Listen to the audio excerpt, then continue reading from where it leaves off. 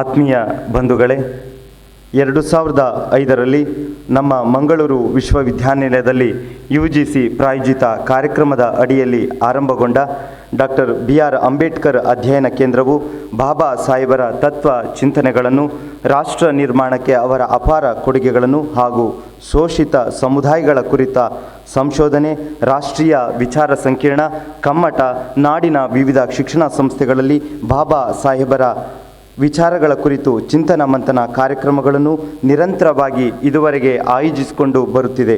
ಈ ನಿಟ್ಟಿನಲ್ಲಿ ಮಂಗಳೂರು ವಿಶ್ವವಿದ್ಯಾನಿಲಯವು ಡಾಕ್ಟರ್ BR ಅಂಬೇಡ್ಕರ್ ಅಧ್ಯಯನ ಕೇಂದ್ರ ಭಾರತ ರತ್ನ ಡಾಕ್ಟರ್ BR ಅಂಬೇಡ್ಕರ್ ರವರ 65ನೇ ಮಹಾಪರಿನಿರ್ವಾಣ ದಿನಾಚರಣೆಯನ್ನು ನಾವಿಂದು ಬಹಳ ಅರ್ಥಪೂರ್ಣವಾಗಿ ಆಚರಿಸಲು ಸಂಕಲ್ಪಿಸಿದ್ದು, ಹಾಗಾಗಿ ಇಂದಿನ ಸಮಾರಂಭದ ನಮ್ಮ ಮುಖ್ಯ ಅತಿಥಿ ಅಭ್ಯಾಗತರು ನಮ್ಮನ್ನು ಈಗಾಗಲೇ ಕೂಡಿಕೊಂಡವರಿದ್ದಾರೆ. ಇಂದಿನ ಸಮಾರಂಭದಲ್ಲಿ ವಿಶೇಷ ಉಪನ್ಯಾಸವನ್ನು ನಡೆಸಿಕೊಡಲಿರುವಂತಹ ನಮ್ಮ ಮುಖ್ಯ ಅತಿಥಿಗಳಾದ ಪ್ರೊಫೆಸರ್ ಗೋವರ್ಧನ್ ವಾಂಖೆಡೆ, ನಿವೃತ್ತ ಪ್ರಾಧ್ಯಾಪಕರು ಮತ್ತು dean, school of education, Tata institute of social science, Mumbai ಇವರನ್ನು, ಇಂದಿನ ಸಮಾರಂಭದ ಸಭಾಧ್ಯಕ್ಷತೆಯನ್ನು ವಹಿಸಿಕೊಳ್ಳಲಿರುವ ನಮ್ಮ ಮಂಗಳೂರು ವಿಶ್ವವಿದ್ಯಾನಿಲಯದ ಗೌರವಾನ್ವಿತ ಕುಲಪತಿಗಳಾದ ಪ್ರೊಫೆಸರ್ P. ಸುಬ್ರಹ್ಮಣ್ಯ ಎಡಪಾಡಿ ತಾಯರವರನ್ನು, ಅದೇ ರೀತಿಯಲ್ಲಿ ನಮ್ಮ ಮಂಗಳೂರು ವಿಶ್ವವಿದ್ಯಾನಿಲಯದ ಕುಲಸಚಿವರಾದ ಡಾಕ್ಟರ್ ಕಿಶೋರ್ ಕುಮಾರ್ CK ರವರನ್ನು, ಹಾಗೆ ಪರಿಶಿಷ್ಟ ಜಾತಿ ಮತ್ತು ಪರಿಶಿಷ್ಟ ಪಂಗಡದ ಇದರ ವಿಶೇಷ ಘಟಕದ ವಿಶೇಷ ಅಧಿಕಾರಿಗಳಾದ ಡಾಕ್ಟರ್ ಪುಟ್ಟಣ್ಣ, ಈ ಎಲ್ಲ ಮಹನೀಯರನ್ನು ವೇದಿಕೆಗೆ ಕರೆತರಬೇಕಾಗಿ ನಮ್ಮ ಡಾಕ್ಟರ್ BR ಅಂಬೇಡ್ಕರ್ ಅಧ್ಯಯನ ಕೇಂದ್ರದ ನಿರ್ದೇಶಕರಾದ ಪ್ರೊಫೆಸರ್ ವಿಶ್ವನಾಥ್ ಇವರಲ್ಲಿ ಪ್ರೀತಿಯಿಂದ ವಿನಂತಿಸಿಕೊಳ್ತಾ ಇದ್ದೇನೆ. ದಯಮಾಡಿ ಎಲ್ಲ ಅತಿಥಿ ಅಭ್ಯಾಗತರನ್ನು ವೇದಿಕೆಗೆ ಕರೆತರಬೇಕಾಗಿ ಪ್ರೊಫೆಸರ್ ವಿಶ್ವನಾಥ್ ಇವರಲ್ಲಿ ವಿನಂತಿಸಿಕೊಳ್ತಾ ಇದ್ದೇನೆ.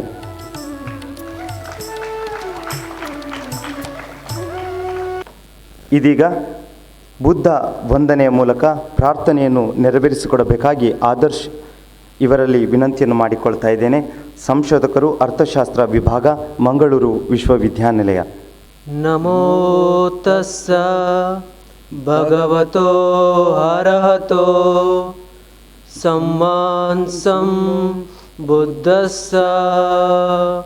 ನಮೋ ತಸ್ಸ ಭಗವತೋ ಅರ್ಹತೋ ಸಮ್ಮಾ ಸಂಬುದ್ಧಸ್ಸ. ಬುದ್ಧಂ ಶರಣಂ ಗಚ್ಛಾಮಿ, ಧಮ್ಮಂ ಶರಣಂ ಗಚ್ಛಾಮಿ, ಸಂಘಂ ಶರಣಂ ಗಚ್ಛಾಮಿ. ಪಾಣಾತಿಪಾತ ವೇರಮಣಿ, ಸಿಕ್ಕಾಪದಂ ಸಮಾದಿಯಾಮಿ. ಅದಿನ್ನದಾನ ವೇರಮಣಿ, ಸಿಕ್ಕಾಪದಂ ಸಮಾದಿಯಾಮಿ. ಕಾಮೇಸು ಮಿಚ್ಚಾಚಾರ ವೇರಮಣಿ, ಸಿಕ್ಕಾಪದಂ ಸಮಾದಿಯಾಮಿ. ಮೂಸಾವಾದ ವೇರಮಣಿ, ಸಿಕ್ಕಾಪದಂ ಸಮಾದಿಯಾಮಿ.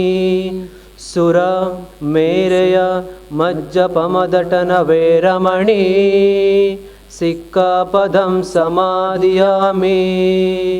ಸಾಧು ಸಾಧು ಸಾಧು.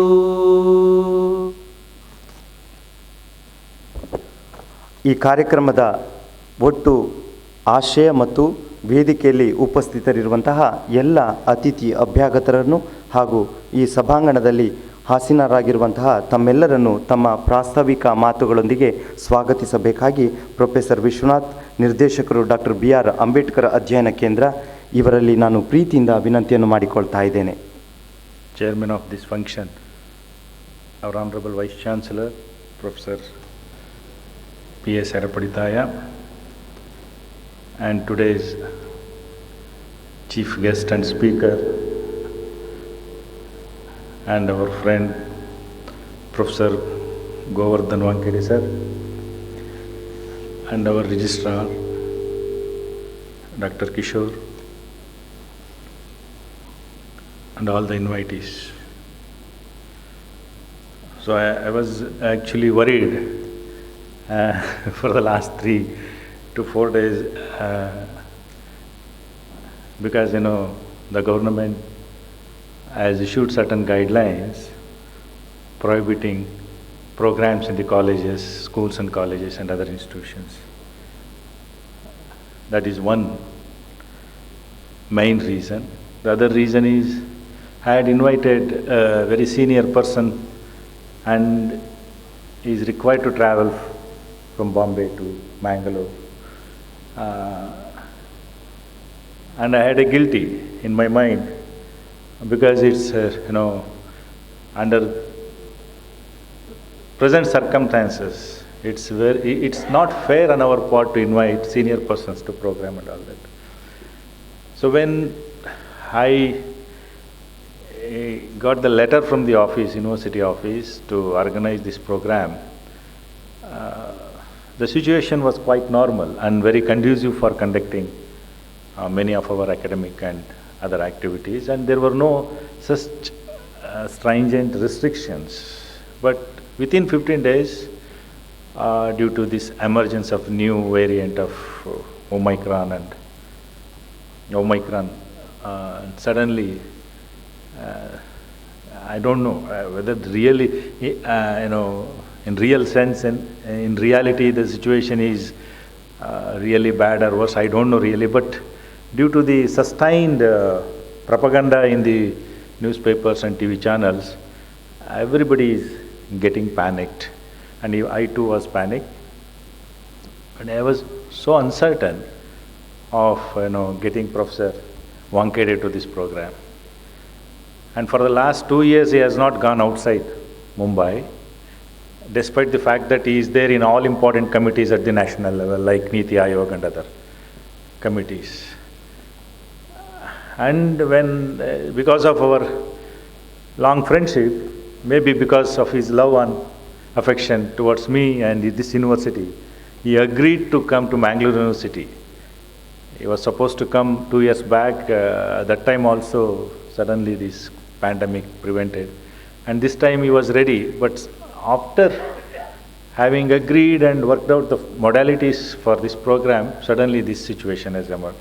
Anyway, I'm so happy and proud to see a person at this age and bracing adversaries, the risk and other things.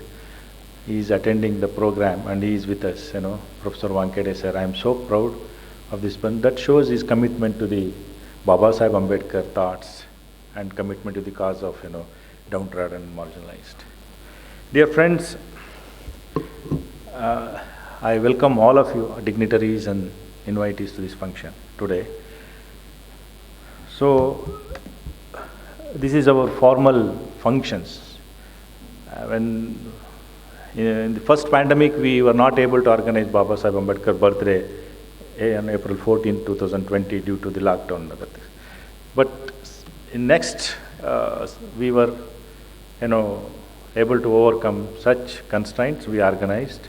But we were not able to invite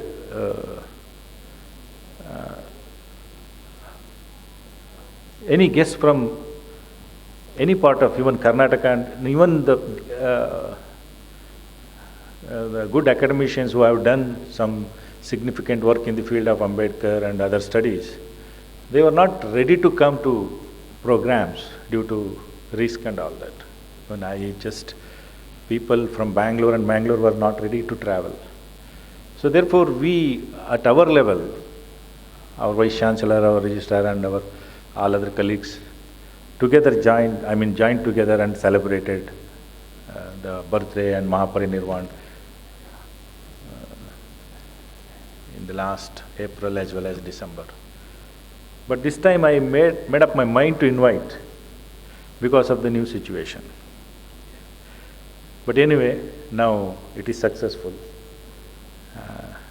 and I thank Almighty for that. So Mangalore University, as you all know, is formally organizing Ambedkar birthday and Ambedkar Parinirvan regularly. And in all the programs, if you look at our,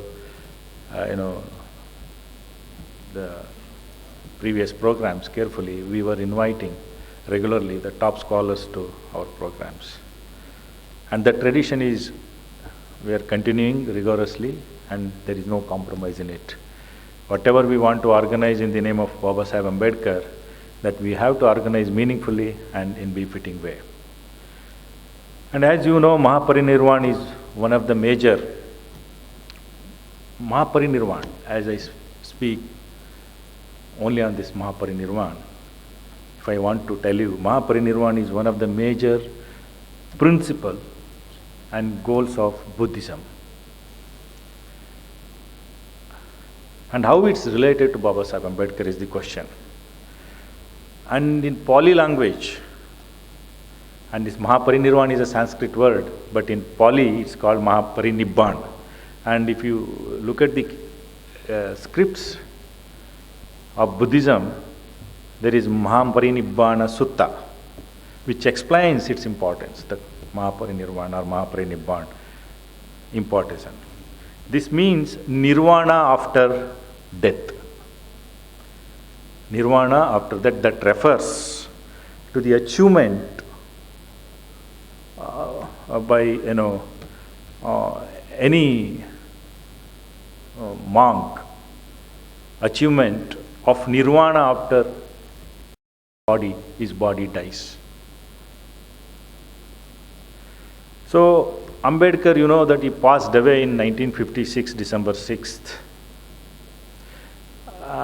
And just few days after his last work, and most of you can remember his last work is Buddha and his Dhamma. And just few months back, exactly October 14th, in 1956, he died in December 6th, and 24th October in Nagpur, along with his large followers, approximately estimated at that time, conservative estimate, 5 lakhs, probably more than that. That time it was difficult to assess. Communication and transport was not like that. What we have today was not like that there. So he converted to Buddhism along with his followers. And later, he was cremated in Dadar Chaupati, and now that place is called Chaitya Bhumi. And for all of us who believe in Ambedkar principles and who are ardent followers of Ambedkar thoughts, and who wanted to live up to the Ambedkar's dreams and all, for all of us, Ambedkar is an influential thinker.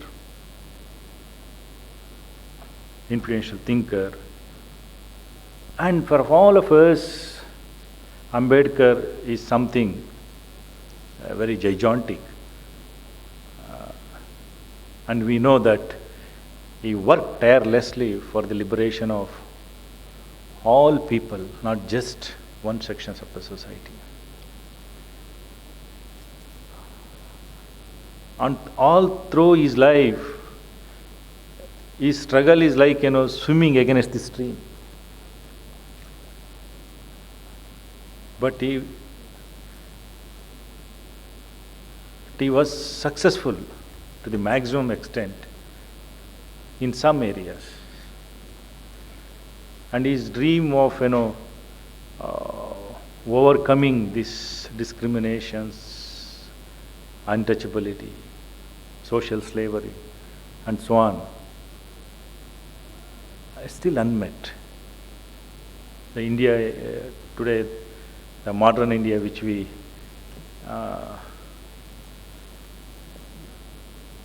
vocally embrace, is not free from all these things. But anyway, Baba Sahib converted to Buddhism because after thorough and careful study of all the religions, and it is Buddhism which is the only, the way spiritually and religiously capable of liberating all these sins, social sins.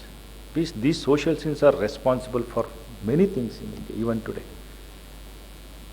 So therefore, Baba Sahib is very influential for all of us, and he is very pure, and he is very blessed as Lord Buddha.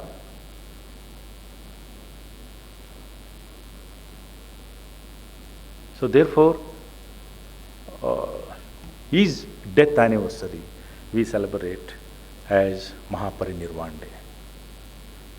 So he is, the modern day Buddha for us actually, and he tried to liberate us from all these sins, but that is a continuous struggle anyway. So therefore, it's very important to, remember Baba Sahib today, and his thoughts, his struggle, his fight for emancipation of all people, not just one sections of the society. And it was interpreted, misinterpreted, wrongly interpreted in different space, and that Baba Sahib worked only few sections of the people. No, that is not correct. That is not true. Baba Sahib worked for everyone, and had he not written the kind of constitution that we have today, and nobody, it's very difficult to imagine the unity and solidarity of this country today. And today India is, considered to be one of the emerging power at international level. And if India is emerging as a major international power, not because of, our post-independence situation and all that. Whatever we have achieved in post-independence, it's mainly because of, Constitution of India. It is, which provided space for everybody. Baba Sahib was, the main architect of Indian Constitution. He understood the ground realities of this society, political ground, social, religious, economic, all that. All these things are systematically accommodated and addressed in the Indian Constitution. And so that everybody is, is equal, everybody is, capable of participating equally in all activities. In letter and spirit. But there are certain problems. Even today in Indian society, there are many problems. So that it takes, a time, it may be many more decades we require to accomplish the objectives of Indian Constitution and all that. Anyway, that is a separate matter and all that.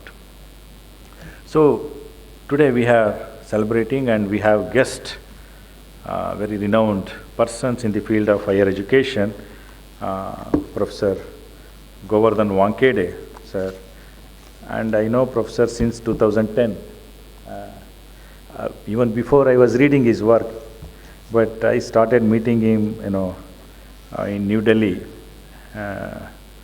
in ICSR meetings and other conferences, and in one of the major initiatives by the ICSR, that is national program studying, educational attainments and challenges of the downtrodden. It was undertaken by ICSR at national level, and the task was assigned to different professors at in different states, and I was one in charge of Karnataka and Goa state, and Professor Govardhan Wankhede was in charge of Maharashtra state, and we successfully executed that program, national projects. I think that's worth of more than 30 crores, I think 30 to 35 crores at all India level. And now we have series of publications, books from the highly reputed publishers like Taylor and Francis are coming out, and we have recently brought out one, and there are other two already in public domain. So now continuously coming. It's a very big, because in 1977 I remember the first time the National Indian Council of ICSR conducted that study. They conducted it at national level. So from there on, it's a longitudinal research over a period of 5 decades. What changes have taken place with reference to these communities, to be ascertained by the facts and actual figures, for which that data was to be collected at the national level. A study was supposed to be conducted, and that was done successfully, and we are all part of that. So since then I was with Professor Govardhan Wake, continuously interacting, and now I know him personally. Is a very human, very kind, very simple person, and I wanted him to be in Mangalore University for this function, one of these functions, but today we have Professor Govardhan Wake. And he has a very long, luminous career. And he is now at 71, imagine. 65, he retired from Tata Institute of Social Science from Bombay as Dean and Professor of School of Education. And basically he's a sociologist. He did his Master's, MPhil, PhD in sociology from Jawaharlal Nehru University. And he studied his graduation, completed his graduation from Marathwada University, Maharashtra. After that, he went to JNU and completed all his higher educations. Then joined,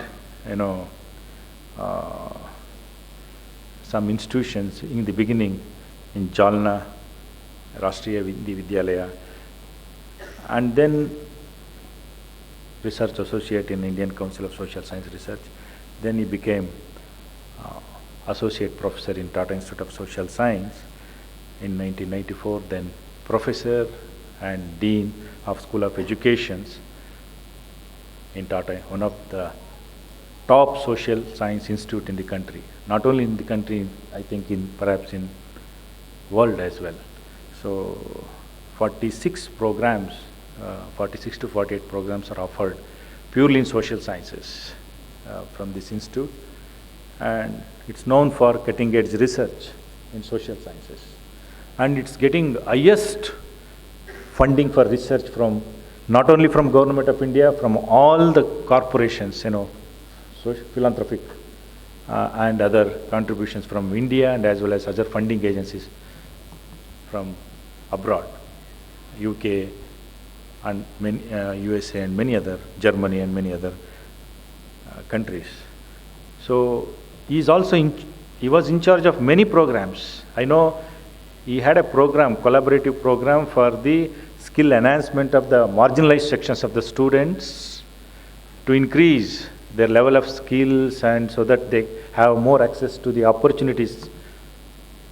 And he had a collaborative project of more than 1 crore just for the skill enhancement of the downtrodden students and all that. And all his career he worked stride hard to develop the personality and impart the skills to the students from the marginalized sections, girls, boys, from rural areas and other socially, economically marginalized groups.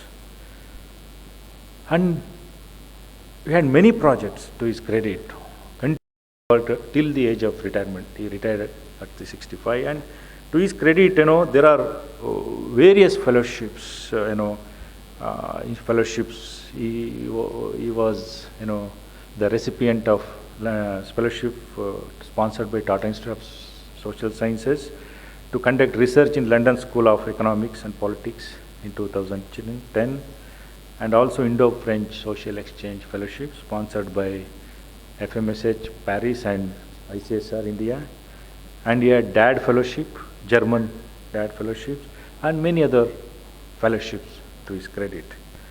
And the very recent publication, I think some of you might have seen in the,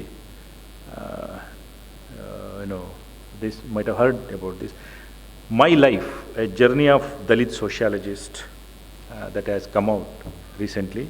It's a biography, a kind of an ethnographic accounting of his personal life, right from the beginning, from childhood to till today. and the detailed, honest, accounting of his life experiences. Has received, reviews from many countries, including USA, UK, and other. And another book, Access to Higher Education, Footprints of Marginalized Groups, and Perceived Discrimination Scale for Students, Professional Manual. These are other two books. And Discrimination in Higher Education, Perception and Experiences of OBC Students, a publication from German publications, and Widening Participation of and Social Cohesion amongst Diverse, Disadvantaged and Minority Groups in Higher Education. And Sociology of Education, it's ICSR publication. Handbook for Sensitizing Teachers and Teacher Educators, NCT publications. And Social Mobility and Scheduled Caste, Receding Origins, Rawat publication. These are some of the important books that he has published during his career, and still is active in publishing. That's very important thing. And many more papers published in top reputed journals like Sage and other top class journals. And major international studies he has conducted along with ICSR and UKRI. International project, it's sponsored by British Council, the 3-year program. They sponsored more than ₹1 crore for this project. And there are other major national studies on higher education and other aspects of education. At national level also he has conducted many programs. He is a very rich experience in research. And apart from that, he has organized many conferences, workshops to train the teachers and researchers. And his participation in national and international conferences are plenty. There are plenty of the presentations. There are plenty of presentations. So if I go on, it's a very long biodata. I don't know where to touch. It takes a lot of time. I am more interested to listen to his talk. And his major areas of research, as I explained: sociology of education, education and deprived classes, reservation policy, affirmative policies, actions, social discrimination in education, higher education and employment.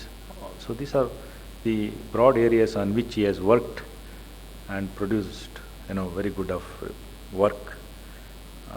They're all in public domain now. So he is the member of various national bodies. He now still is associated with Niti Aayog for all programs, policy programs, designing. He is invited as an external expert from the Ministry of Social Justice and Empowerment for Niti Aayog, and member of various working groups constituted by Government of India, Maharashtra. And recently I remember when Rohit Vemula committed suicide, the Government of India constituted a national team, 2 members national team, and he was part of that team. He had gone to inquire the things, and he submitted the detailed report to Government of India. So that all his life is devoted for this, actually, the cause of marginalized sections in letter and spirit. So therefore, not by his writings, research, by his actions, he is the true committed Ambedkarite and champion of Dalit cause in true sense. So I am so happy to have Professor Govardhan Wankhede for our program. Sir, on behalf of Mangalore University and on my personal behalf, I welcome you to this function. I welcome you because we have a policy of not offering bouquet. The government of Karnataka has asked us not to use bouquets and all that. Therefore, we are welcoming you with Baba Saheb Ambedkar book.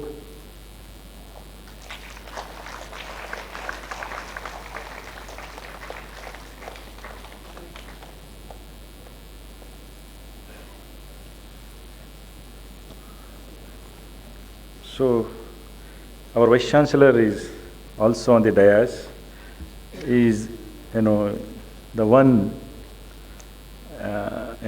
instrumental in supporting us, and he always takes lead in encouraging us to do many activities under Ambedkar Center and other centers. And he vocally supports, not only in terms of, administrative, but generously. He says no to any of our proposal. But unfortunately for the last 2 years, we are not able to organize any program due to these restrictions. Pandemic has created lot of obstacles, constraints. To organize any program, meaningfully, we need experts. And there is a limitation. If you go for online mode, there is a limitation. We can't reach larger audiences. And larger, we can't reach not because, that people are not willing to, are not able to participate, but we have technological problems, geographical problems, and many other problems. So therefore, we are waiting for the relaxation of, these things. I hope at least in future, because now the COVID situation is also not so,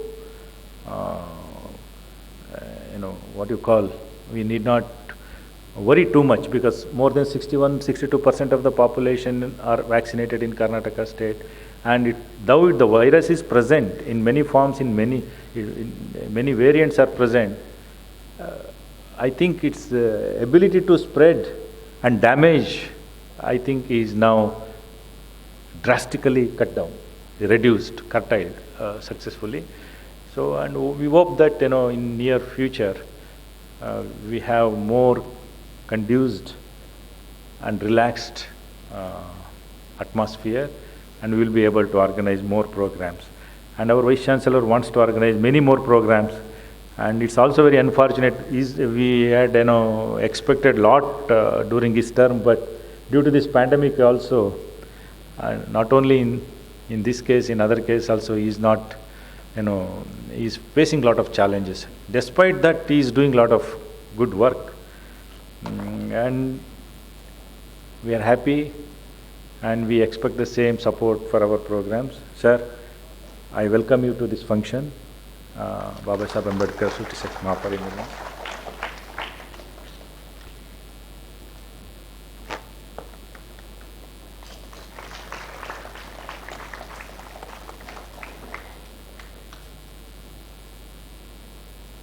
So, our registrar is also present here. So, he's a very young and energetic.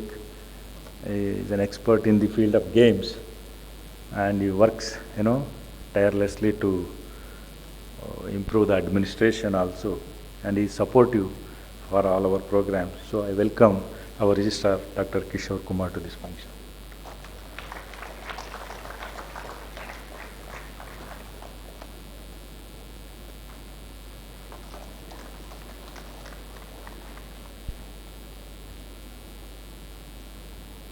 So I welcome all the teachers, non-teaching staff, scholars and students and invitees, press people to this 65th Mahaparinirvan Day, and thank you very much.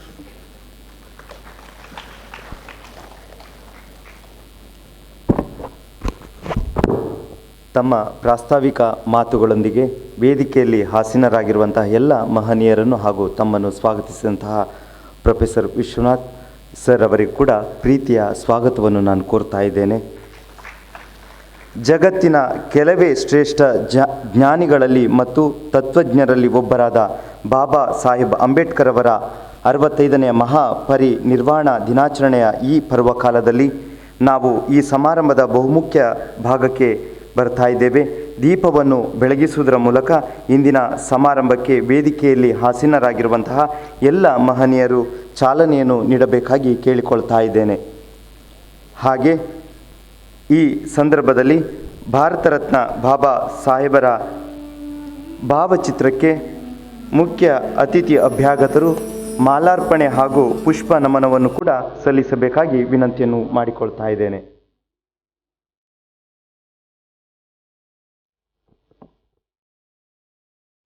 ದಯಮಾಡಿ ಎಲ್ಲರೂ ಎದ್ದು ನಿಂತು ಗೌರವವನ್ನು ಸೂಚಿಸಬೇಕಾಗಿ ವಿನಂತಿಸಿಕೊಳ್ತಾ ಇದ್ದೇನೆ.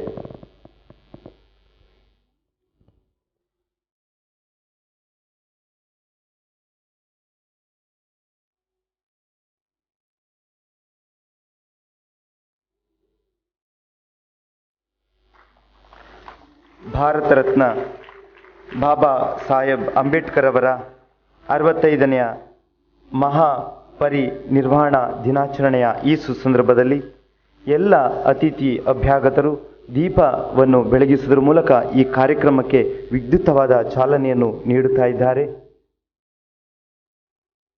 ಸಭೆಯಲ್ಲಿ ಆಸೀನರಾಗಿರುವಂತಹ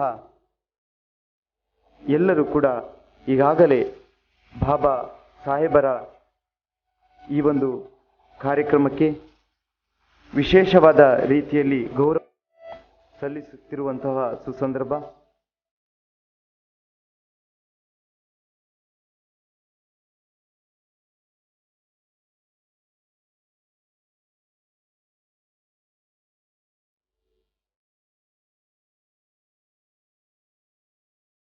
ಭಾರತ ರತ್ನ ಬಾಬಾ ಸಾಹೇಬ್ ಅಂಬೇಡ್ಕರ್ ಅವರ ಭಾವಚಿತ್ರಕ್ಕೆ ಮುಖ್ಯ ಅತಿಥಿಗಳು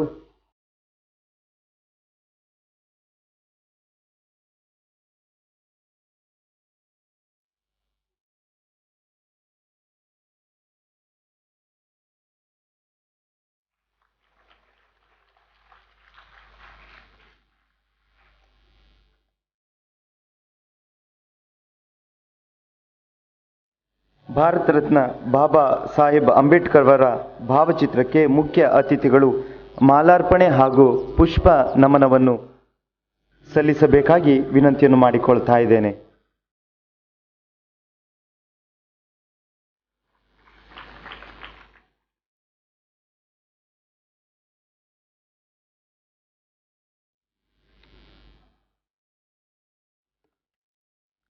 ನಮ್ಮ ಗೌರವಾನ್ವಿತ ಕುಲಪತಿಗಳಾದ ಪ್ರೊಫೆಸರ್ PS ಸುಬ್ರಹ್ಮಣ್ಯ ಎಡಪಡಿತಾಯ ಹಾಗೂ ಕುಲಸಚಿವರಾದ ಡಾಕ್ಟರ್ ಕಿಶೋರ್ ಕುಮಾರ್ CK ಹಾಗೂ ಇಂದಿನ ಸಮಾರಂಭದಲ್ಲಿ ಮುಖ್ಯ ಅತಿಥಿಗಳಾಗಿ ನಮ್ಮೊಂದಿಗೆ ಉಪಸ್ಥಿತರಿರುವಂತಹ ಪ್ರೊಫೆಸರ್ ಗೋವರ್ಧನ್ ವಾಂಕೆಡೆ ಎಲ್ಲ ಮಹನೀಯರು ಈಗಾಗಲೇ ಬಾಬಾ ಸಾಹೇಬ್ ಅಂಬೇಡ್ಕರ್ ಅವರ ಭಾವಚಿತ್ರಕ್ಕೆ ಪುಷ್ಪ ನಮನ ಹಾಗೂ ಮಾಲಾರ್ಪಣೆಯನ್ನು ಮಾಡುವುದರ ಮೂಲಕ ಗೌರವವನ್ನು ಸಲ್ಲಿಸಿದ್ದಾರೆ.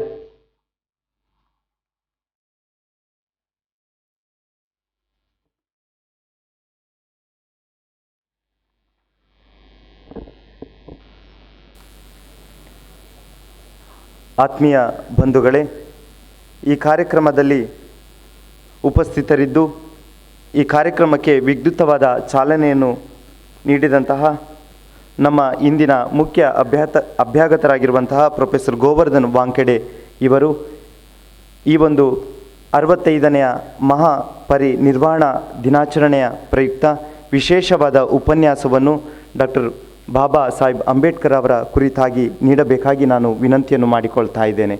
ದಯಮಾಡಿ ಪ್ರೊಫೆಸರ್ ಗೋವರ್ಧನ್ ವಾಂಕಡೆ ಇವರಿಗೆ ನಾನು ವೇದಿಕೆಯನ್ನು ನೀಡ್ತಾ ಇದ್ದೇನೆ.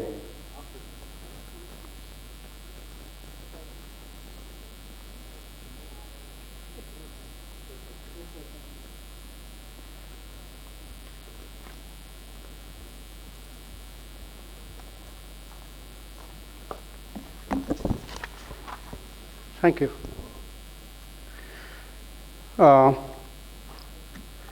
I don't know, I am little excited. Whenever I attend the function like this, I get bit, excited and emotional out of my, the life experiences. um, Honorable Vice Chancellor, respected Registrar, Professor Vishwanatha, faculty colleagues, students and administrative staff. I am personally thankful and grateful to the university, to the Vice Chancellor, Registrar, and particularly Professor Vishwanatha to invite me as a guest to observe this important historical day of death anniversary of Mahaparinirvan Din of Babasaheb Ambedkar. See, friends, I will not follow the academic language and the discourse as it is, nor I have organized my speech in a proper systematic way. In the sense, I would like to go with spontaneous feelings of expression of acknowledging contribution of Babasaheb for all of us, the nation, the society, the community, the universities, the education, law, politics, sociology, anthropology, journalism, whatnot.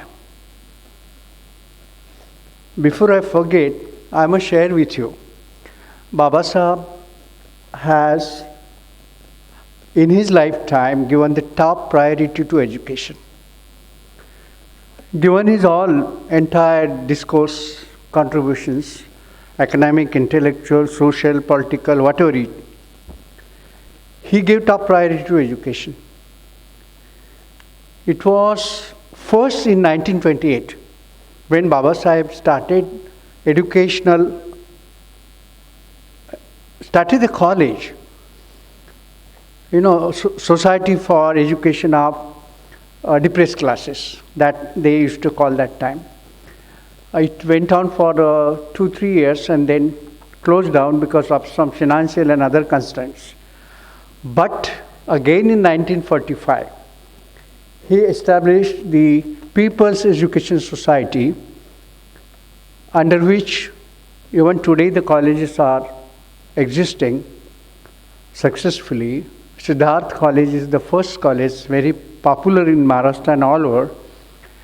And now they have many other, arts, engineering, law, commerce, and so many. But the branch of the colleges under this auspices of this People's Education Society, Babasaheb established the Milind College of Arts and Science, Aurangabad, in 1950. I am happy and lucky to say and to acknowledge that I am the product of Milind College. I took my first degree BA from Milind College of Arts, Aurangabad, established by Babasaheb. Till the physical structure comes up, he used to be there, he stayed there. Now, I would personally like to understand Babasaheb, and his contribution is limited. There is no, limit to it. But to understand Babasaheb, his philosophy and his ideology, there are two approaches, two perspectives. One is to understand Babasaheb from within the communities he belonged to, he represented. And second is the perspective from outside in, perspective from, let me say, not the above, the perception and understanding of Babasaheb and his ideology by the people who do not belong to the community. That is, that today called the Dalits or the scheduled caste. Now, emotionally, Babasaheb, why he is known to be Babasaheb? In Marathi it is called, Baba means father. So he is a Babasaheb, he is my father. And I said in my autobiography also, I've written, I have two fathers. One who gave the birth to me, Second, my Baba Sahib, who made me come here and speak to you. All my achievements, social, academic, intellectual, I attribute to Baba Sahib. Now, Baba Sahib Ambedkar, I have been fortunate enough to visit the place, the house where in Mahu, Madhya Pradesh, where he was born. You feel pride. I have been fortunate to visit the house he stayed in London while studying in London School of Economics, which is now purchased by government of Maharashtra and opened the museum there. And the Mahaparivan, that conversion at Nagpur, and the Mahaparivan, that Chaityabhumi, Mumbai. What I am trying to say is to you is this, that what dimension of his contribution I like to understand Baba Sahib and his contribution. I cannot understand many other dimensions of the issues he has handled because I have my own personal limitations. But I try and understand Baba Sahib with a major focus on education. For example, I won't follow anything about economics or philosophy or many other subjects in general as a lay person. But as a teacher, as a sociology student and teacher, I would like to understand Dr. Baba Sahib Ambedkar more as an educationist. See, the first batch, he made the efforts to send 10 Dalit persons with the scholarship by the government of India to study abroad in UK. 10 persons, first time in their life. He did it very successfully and very, contributory in nature. And it continues. My contention is this, that understanding Baba Sahib emotionally, understanding Baba Sahib socially, understanding Baba Sahib politically, understanding Baba Sahib on the religious grounds. He did believe in religion. He was not atheist. As Professor Vishwanatha has mentioned, he has studied all the religions for many years and finally got into Buddhism based on his logical and scientific explanations as to why he is getting into Buddhism. But he believed in religion, that is faith. And he argued that the faith and the rationality one must have.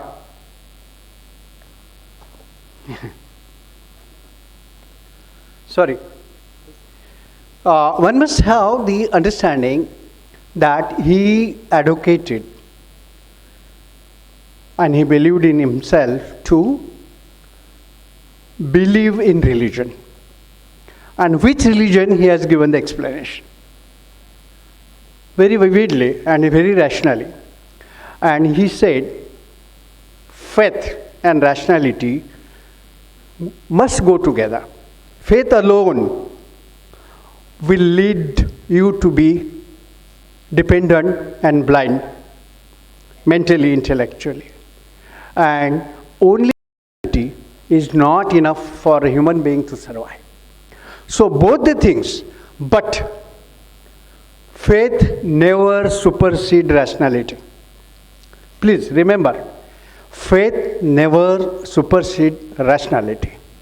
Now my question is, those who follow Baba Sahib with Buddhism, along with Buddhism as a religion or a way of life, there are people who follow Baba Sahib in every other aspect other than religion.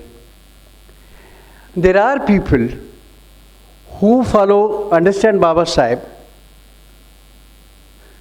just for the benefits. And those who do not believe him at all and his contribution at all, they don't speak out openly. But there are people, there are sections of the society in the country, they are like that. No one can deny. But the point is this, that those who are benefiting out of his contribution, at least in education, must acknowledge, attribute to Baba Sahib. Suppose I get shattered when I remember if Baba Sahib was not there, what would have happened to me and my community? My community meaning all the marginalized downtrodden, SC, ST, OBC, minority, majority 80% population. People also attribute, confine him, limit him to the Dalits only. It's a great mistake. No. Women, caste, untouchability, exploitation, poverty, everything he touched upon. But the issue is, the thing is that he suffered himself in life out of poverty, out of casteism, out of untouchability, and so on and so forth. The more you read him, now government of Maharashtra is bringing another set of, his writing his special volume. It went up to 21 volumes. A few more coming up because of some problem there, technical or administrative. It was stuck. My point is, where do I relate myself to Dr. Ambedkar? I must think, I must introspect. Another thing is, Baba Sahib is attributed or confined to the Dalit community only. That happens only in India.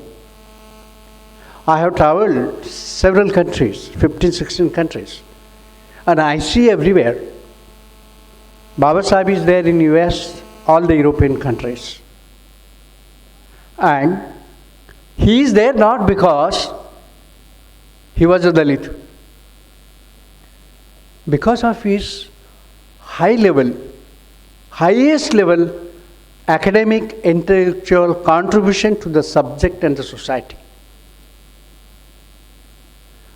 Unfortunately, we, the Indian culture, sorry sir to say this, are not open to learning in general. We are suppressive culture. Women should behave like this, Dalits should behave like that, Muslims should behave like this, and Christians should behave like that. That is all. But the point is this, the gaps between you and me, the gap between we and they, how to fill up? That is the demand of the hour. Indian nation demands this today very strongly. The gap, I am not saying it's widening, but the gap is getting stronger. I'm sorry, I do not want to, or I do not mean to target or criticize any particular community. Dalits want to forget their Dalithood, castehood, untouchability. Can you make a survey? How many non-Dalits want to forget their caste, their practice of religion, their practice of untouchability? It's not only Dalits who wants to come up and contribute to the nation. Everybody wants to. But the point is, whatever is convenient to me, whatever suits to me, my interests, my benefits, I adopt and accept Baba Sahib. Otherwise, chalta hai. So, my dear friends, I would urge you to rethink, to reread, read more and more. I am reading and reading at this age also, but still it's endless. I cannot understand many things what Baba Sahib said in the language he has used. I mean, like half the page is one sentence. The point is this, that I must try to reach out to them along with convincing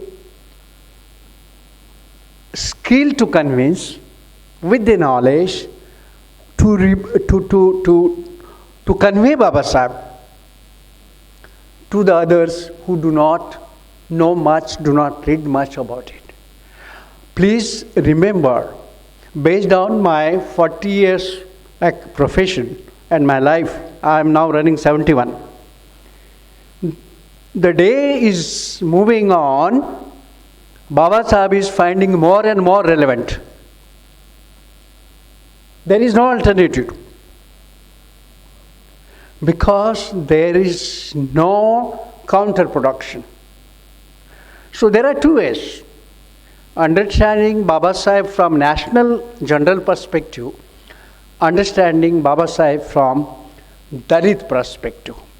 In a way, it's not good to divide this, but I'm trying to make you understand what it is.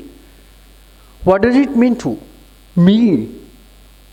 See, if Professor has already told you, I have written my autobiography in English, not to show off, not to make a capital of it, or not to glorify.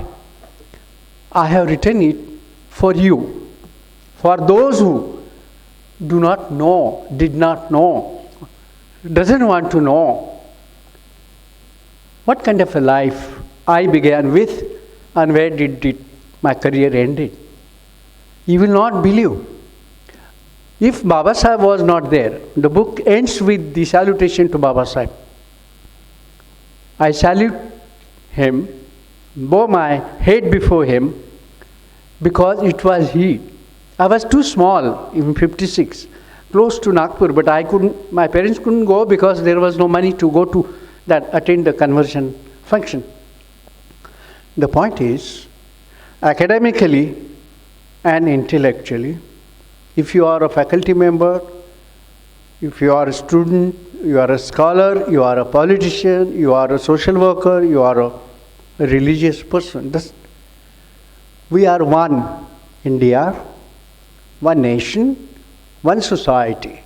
The social problems are all over the world, have been there, they are there, and they may be there, they will be there. Social problems based on caste, race, gender, ethnicity, and religion. That's the human creation. Sociologically speaking, conflict is the necessary element of any society. Conflict will be there, is to be there. Then the society gets constructed further. But the point is this. See, I am carrying the book to read during my journey, Coming Out as Dalit by Ashika Dutt. She is a New York-based journalist, and the book is awarded with the Sahitya Akademi Award. And you know what caste she belongs to? She is from Rajasthan, belongs to the Bhangi community. If you know the Bhangi word. And I must read it. I must understand it. And it is Indian woman belonging to lowest strung of the society. If you do not pay your attention to read this, understand this, analyze this, I think the degrees, the knowledge and the profession and the money are useless, meaningless, according to my understanding. I am a very simple, down-to-earth person, and I am very pleased and happy to see the Vice Chancellor so simple and with great humility like this, the registrar and I don't find I have been to many universities, India and abroad also. But the question is this: what is my what are my abilities? Academic or intellectual, social abilities. To relate, to understand, to analyze, to interpret, to absorb, to get absorbed socially, academically, intellectually. I'm not saying politically or culturally. So the point is this, that to pay homage to Baba Sahib, to remember and to acknowledge his contribution with head down is not enough. It's not enough. We must practice Baba Sahib. I'll tell you one thing, there are contradictions within our diversities, within the downtrodden communities also. They are not homogeneous. For example, today we officially call scheduled caste. Dalit is not the official term. How many are there scheduled castes in the country today officially recorded? 1092. And there is hierarchy also. Social hierarchy among them. I'm not familiar with Karnataka. Maharashtra has 59 scheduled castes, 45 tribes. Now, all these diversities or the gaps between and among need to be, crushed down. How can we do that? See, even the Brahmin community is not singular. There are 85 castes among Brahmins in the country. That was the creation. But how to dismantle it? How to break it down? My dear friends, people get conscious when it comes to breaking it down because caste has given division in the society. I always sociologically say this, that the beneficiaries of the caste system and the victims of the caste system. Victims are in majority, beneficiaries are few. Now, these benefits are like social capital, cultural capital, economic capital. You tell me, landlords in India, today those who are owning the land in hundreds of acres, how did they become landlords? Where the land, did they work on the road as an agricultural laborer and earn that much of amount of land? No. The castes that were officially entitled to own the land are the same caste owning today 500, 1,700 acres land. That by virtue of religion, sanction and so many other things. So, Indian poor is poor because you are rich. Simple. I am poor because you are rich. You are rich because I am poor. I have explanation, but I will not go into that details today. But that richness is not only the material richness. That richness is social, cultural, political, economic. What do you call it? Material richness and non-material richness. Please remember, Professor Vishwanatha and Vice Chancellor Saab, the students today that are studying in this university, please identify who are the first generation learners, boys, girls, who come from rural background, poor background, who are the first generation learner. I would urge you, sir, to develop some profile, demographic profile of this kind. Then accordingly, based on that, one can frame the strategies. Please remember, those who, from Dalit community, those who are at high level of education or middle level profession or jobs, they are not even 2% in the country. This is the official data. Not even 2%. What do you talk of? Dalit elites. They don't need reservations. They don't need any extra benefits. My dear sir, I spent entire my career into addressing the issue of reservation policy and higher education of Dalits. That's my specialization. May I humbly submit to you, reservation policy is internationally known as affirmative action policy. Now, this affirmative action policy is existing even today in 90% of the countries in the world. 90, even including Pakistan. There is an affirmative action policy. Bangladesh, even China, I went to myself. I have interacted with the beneficiaries. Australia, all South American and African countries, North America, except for even the former Russia had the policy. The base is ethnicity, race, religious minority. Please note, to be eligible to avail the affirmative action policy, the criteria is never the poverty and the economic base. No. Nowhere in the world.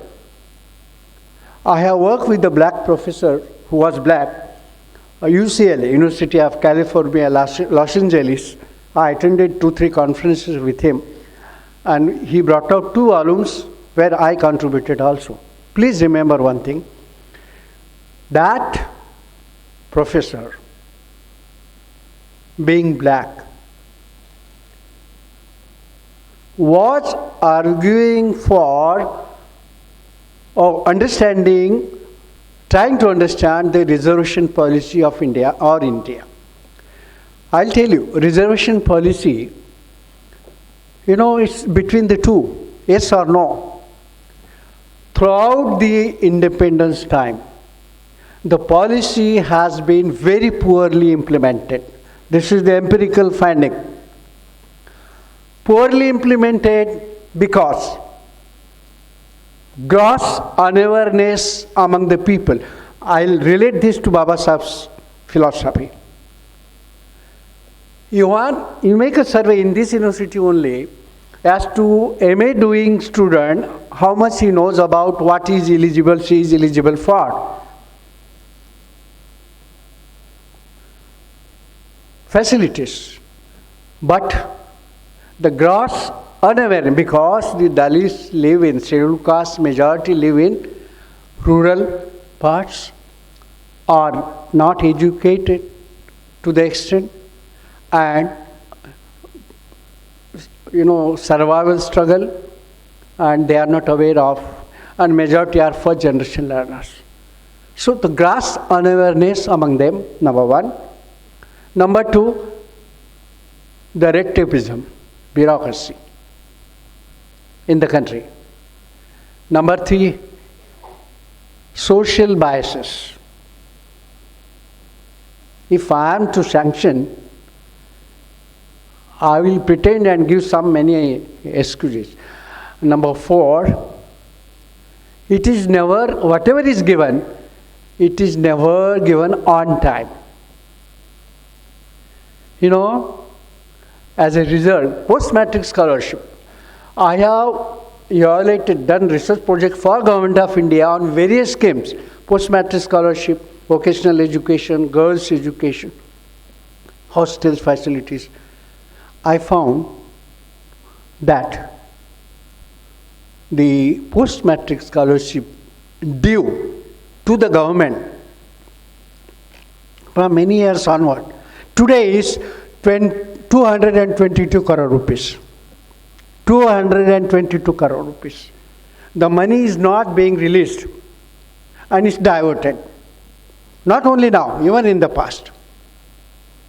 The budget is diverted. Budget allocation is diverted. Chhattisgarh government, there was a news that they diverted money to construct the road. 1, 2. There are hostel schemes for girls, Dalits, tribal boys. The National Overseas Scholarship, I'm told Professor Vishwanatha ki government of Karnataka also has the National Overseas Scholarship for SST. Even Maharashtra government has. Overseas scholarship, the government of India has the scheme. But all that is not known to majority. So it's our responsibility to make them aware, make them capable, how to write the research proposal or SOP, statement of purpose, how to apply, when to apply. So overall, Baba Saheb Ambedkar introduced this, got this introduced with his, intellectual power. But the implementation has been poor. We are still better than the other states, northern states, Bihar, UP. It's a big history. I studied in Delhi, I know. We are still better. But the point is this: how many people, who are they, who understand reservation policy negatively? And why do they do that? We must identify and analyze. Why are they against? I'm not referring to political representation. Political reservation was for 10 years. Other reservations, there is no mention. Now, I'm referring to education only and the supportive system to facilitate their education. Other things I'm not talking about today. But the point is this: access to higher education, sir, performance in a higher education, affordability in a higher education, and utility of higher education. One needs to, you start from Bangalore University, go to Karnataka level, state level, at what is the access today? What is the affordability? What is the level of performance? And ultimately, what do they do after they complete their graduation and post-graduation? And please remember, government data speaks. If 100 children are enrolled at standard 1, 25 to 26 only go up to standard 10. This is the government data. 25 to 10, actually it must be 35, 40. Up to 10. And out of this 25, how many would be the girls? How many would be the Dalits? How many would be the tribals? And what do they go in for? Majority Dalits go in for general education or science commerce, because technical professional education they cannot afford. They are not aware. And even if they join, they get discriminated based on caste. They get discriminated based on their poverty or gender. Rohit Yamula and many other. There are 2 cases happening in the medical colleges of Mumbai also. Ask me, what experiences did I undergo in my life, during my studies or during my job also. But no one bothers to pay attention to this. The question is, Baba, you are Indian, I am Indian. What's wrong? Politically, we may be following different ideology, I may be following different. But the ground reality is we are Indians. We are the representative of the great heritage. So, friends, my contention is this. What Baba Saheb propounded, advocated, advised is to be followed by all. Then only 6th December or 14th April, his birthday or the birth anniversary,